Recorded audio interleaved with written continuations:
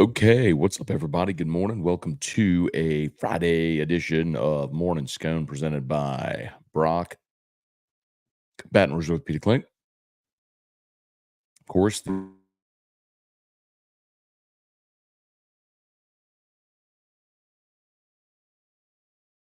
offering. No, there we go. We're back. Okay.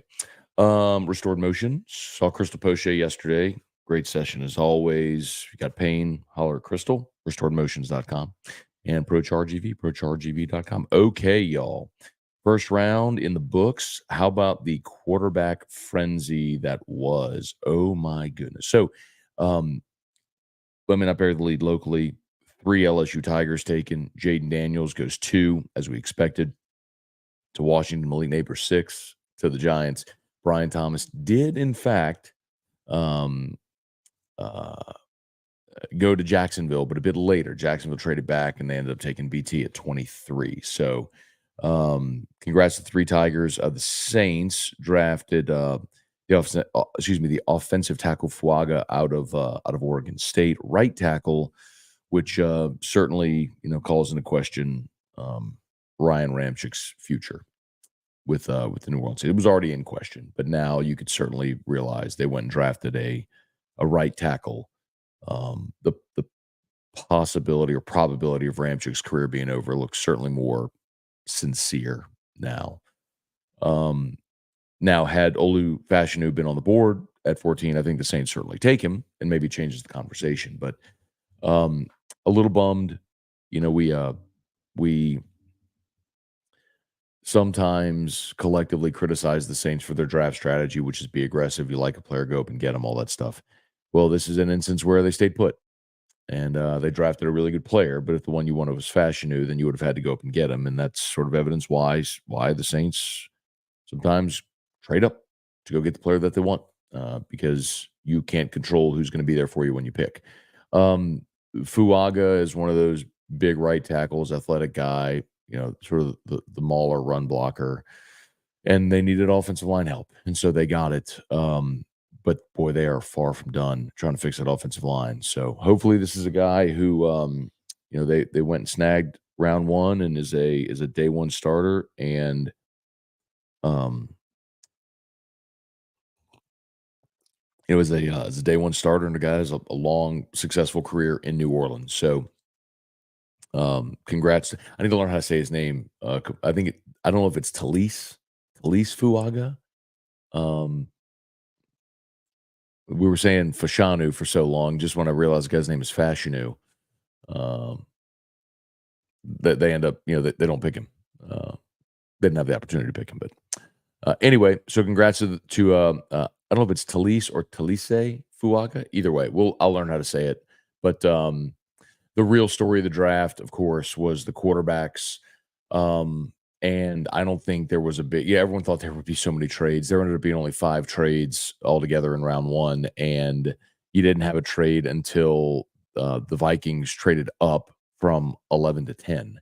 They basically made sure that the Broncos didn't leap them for JJ McCarthy. But JJ McCarthy, hardly the story. Michael Penix ends up going 8 overall to Atlanta. Y'all.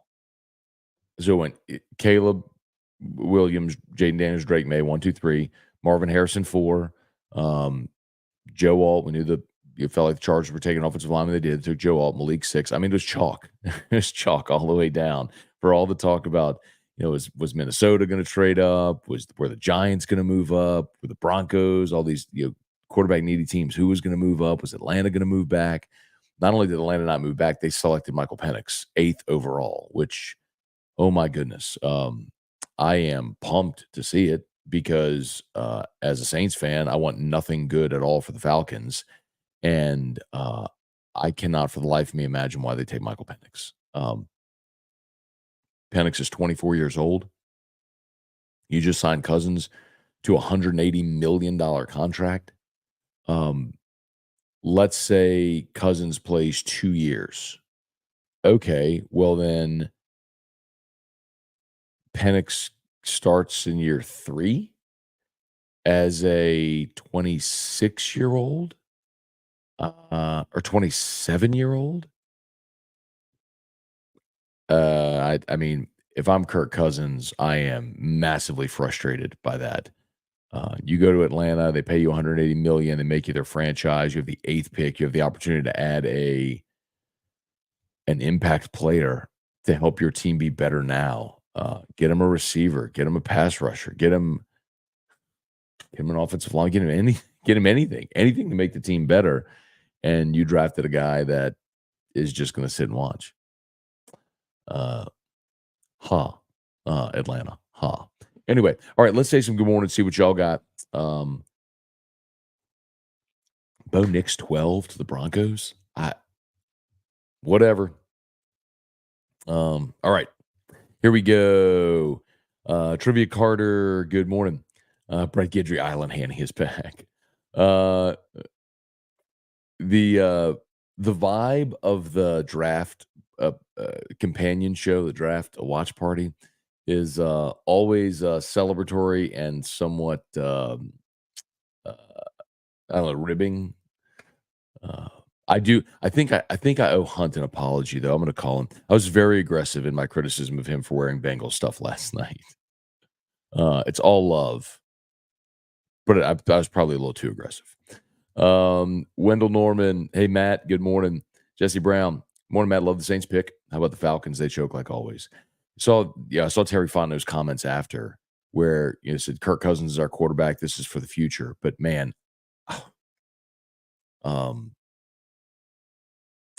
when you have an aging quarterback coming off an Achilles, unless if you're uncertain that Kirk is your guy, you're not in a this is for the future, play for the future mode. You're in a we got to go win now mode. So very, very, very confusing what Atlanta chose to do. Tiger Diver enjoyed watching you guys last night. Think Haney was onto something, switching up Hoster and Summer Day for so. Yeah. So uh, the one, so Haney suggested during the summer we just switch up the shows. Like Haney does a show with T Bob. You know, Hester goes on with Odd. Like just switch up hosts. The pairings on the show. The tricky part is Hunt and I are both solo, but um, uh, the one kind of challenging part of that uh, is our syndication, uh, because OTB is on in New Orleans, Alexandria, Shreveport. I'm on in New Orleans, Alexandria, Lafayette, Lake Charles.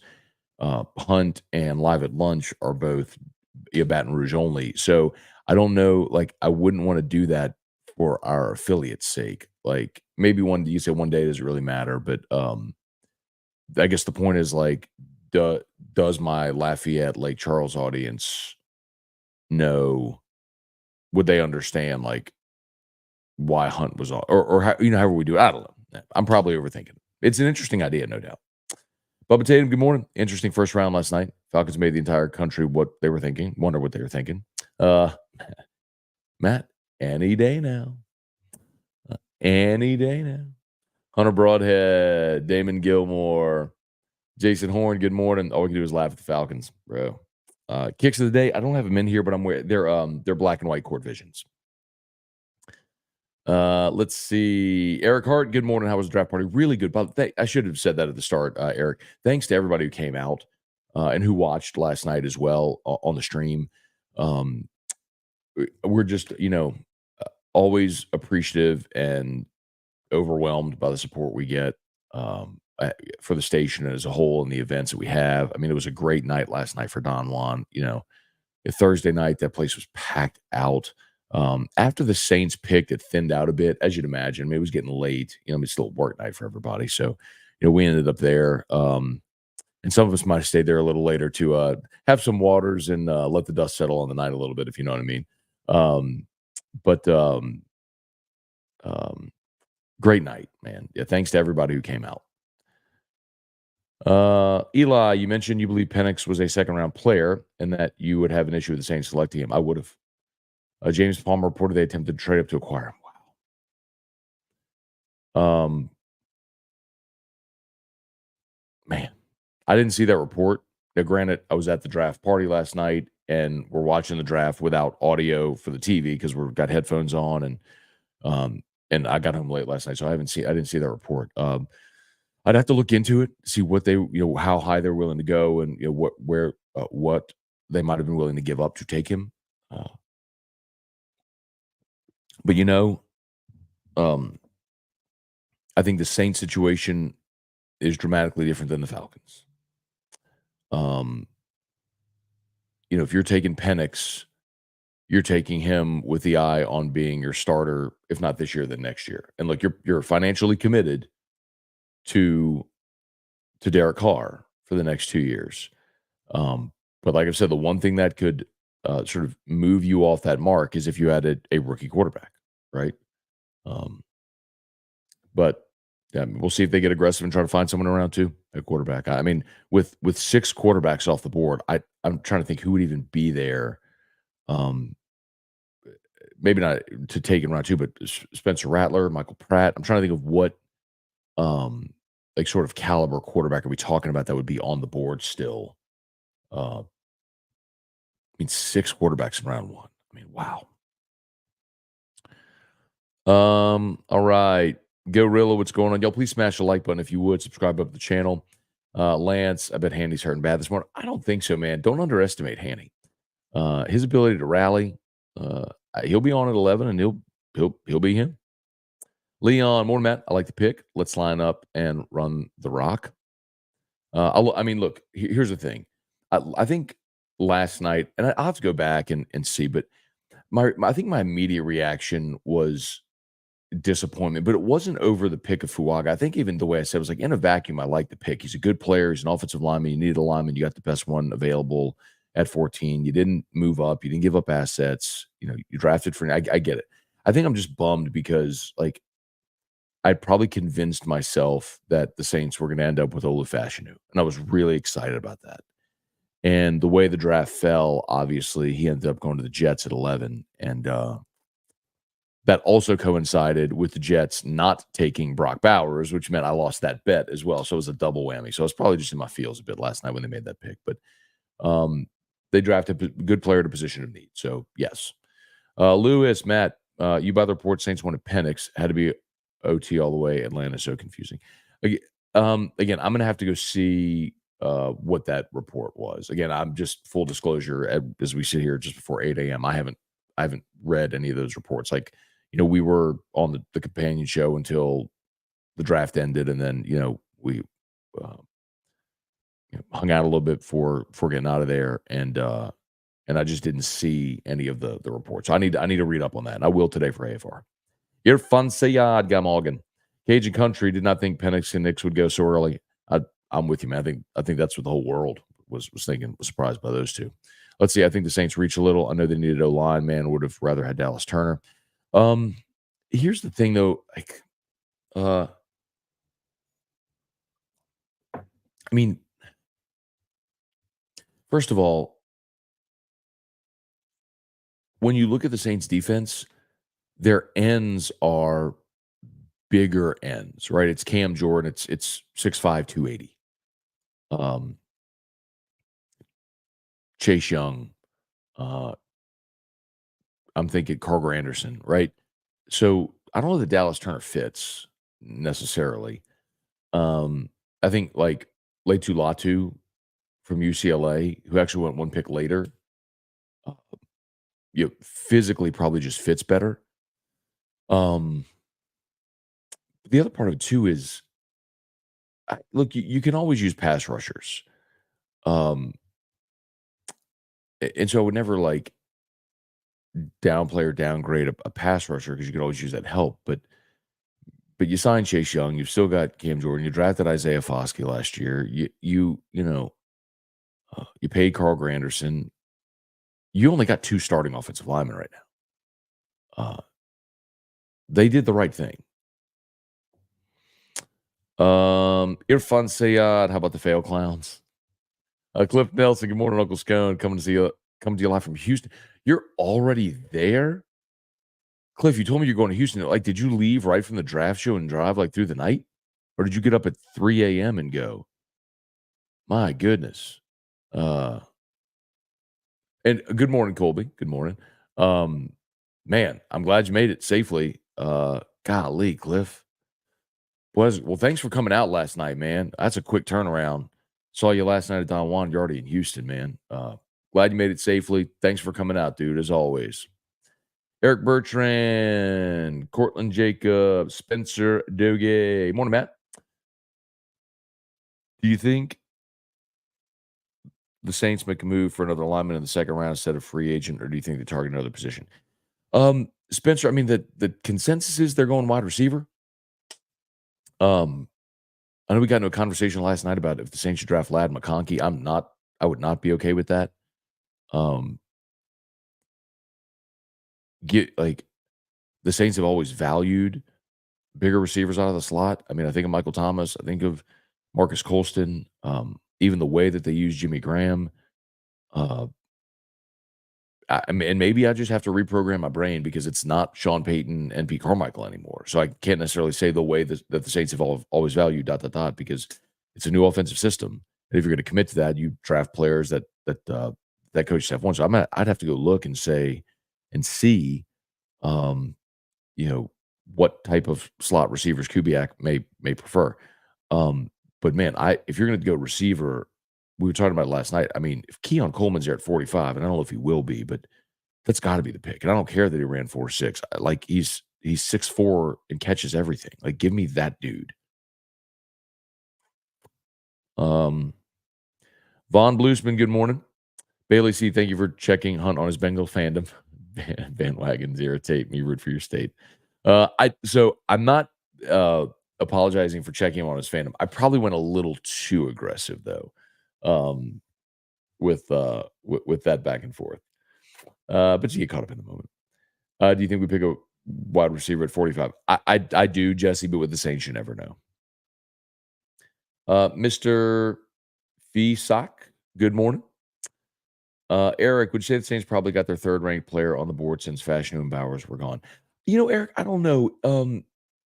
And maybe the way you asked it, I might just misinterpret, but I think how high a player is ranked and maybe ranked by need are two different things. Like, I don't know that Fuaga was the third best player on their board. Like, they probably had the quarterbacks rated higher, but were they really going to be in the mix for a quarterback? So maybe of the positions they were targeting, I don't know, man.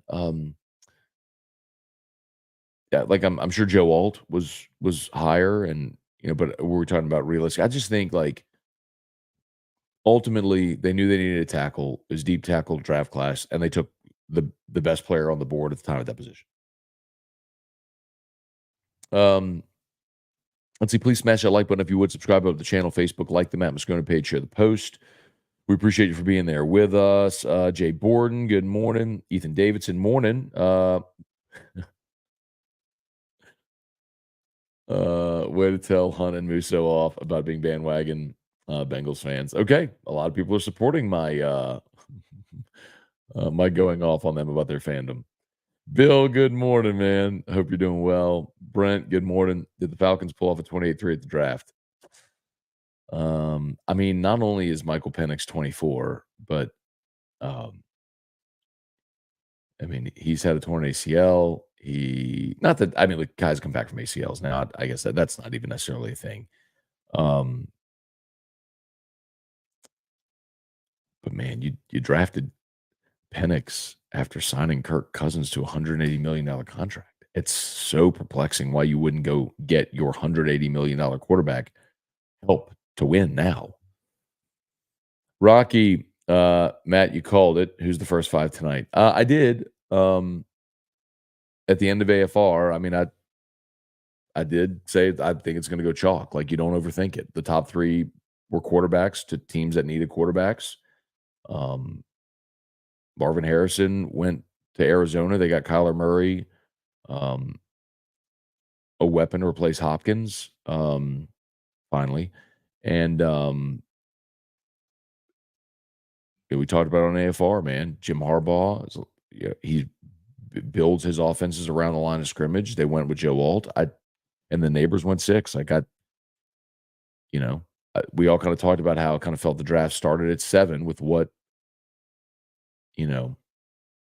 what Tennessee would do, and they went with J.C. Latham, and then everything got crazy because Falcons picked Penix, and then Rome Odunze went to the Bears, so they got another weapon for Caleb Williams. And my goodness, I mean, with DJ Moore, um, they traded for Keenan Allen, and now they drafted Rome Odunze. That might be the best receiver room in the NFL, at least potential to be. Probably better than the Bengals now, especially if T. Higgins ends up out. Then McCarthy went 10, Fashanu went 11, Nix went 12, Bowers dropping to 13. Um,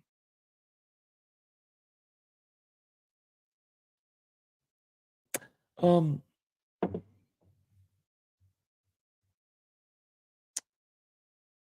I guess I didn't think of this last night while it was happening, but um,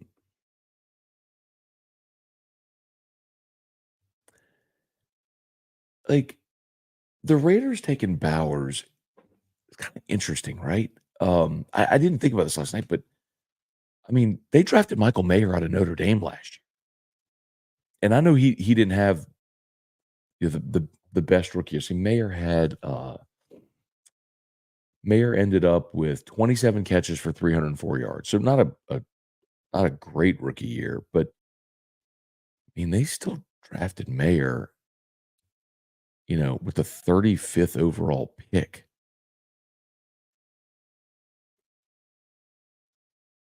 last year, and now to go Bowers, boy, that's interesting too, right? Let's see. Oh, it's almost 8. Bradley and Graffia, what's going on? Abner Neal, good morning. Congrats to Jaden Malik and Brian Thomas. Time for the Tigers to sweep. Let's go. Start tonight against Auburn. Kelly Gross, good morning. Hey, Trey Bagby, Saints killed it with the pick, no doubt about it. I hope so, man. Like it. Derek Cropper, Matt, the fan base last night would not stop complaining about the pick. Some of them didn't understand that we needed OL help overall. This was a great pick. I don't know who was complaining. Again, I wasn't like on Twitter or into a lot of the conversation. I mean, they needed an offensive line. They needed offensive lineman. They got an offensive lineman. Jeff Hawk, what up, my dude? Good morning. Trivia, I can't believe they compared Bo Nix to Drew Brees. Oh, God. Thank God I didn't see that. David Tolson, Saints need to get position of need. Falcons pride everyone with their pick of Penix. LSU baseball Tigers have an excellent opportunity to win the weekend. Summed it up pretty nicely there. Okay. Got to bounce, y'all. It's 8 o'clock. Got to get Drew up and get him out of school. So thanks so much, as always, for being here. If you're on YouTube, please smash that like button, subscribe to the channel, Facebook, like the Matt Moscona page, share the post. We appreciate y'all for being there, as always. Shout out to Brock. You need North Peach, go to Brock. They're the best. And, of course, if you're living in pain, man, go see Crystal Poche over at Restored Motions, restoredmotions.com. And as we always like to say, need a roof, give us a shout, 364-1007. The name of the new roofing company will be unveiled any day now. See y'all for AFR 3-piece.